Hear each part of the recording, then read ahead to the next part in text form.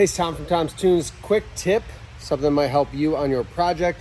You're gonna see a lot of U-bolts, usually on the bow, sometimes in the stern. A lot of companies use these as tie-off points for docking, anchoring, etc. We've got the nuts off on the inside. Because this goes through the deck trim and the cross member here, big heavy piece of aluminum, just pulling on it and wiggling it isn't moving it. It's not even budging.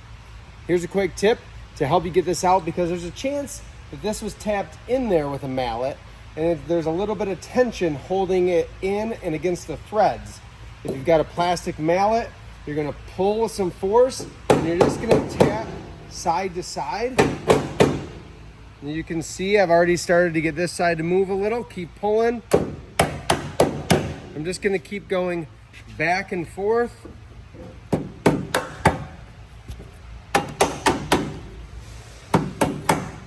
And if a hammer doesn't work, grab your ratchet.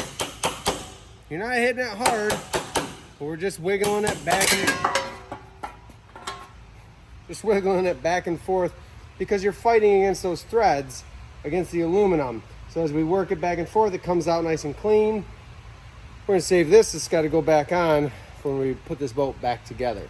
Hopefully that tip helps on your teardown. When I put it back in, good chance I'm gonna have to use pliers or something to squeeze it in, and I might use a dead blow or rubber mallet to drive it back through to where I can get nuts on it.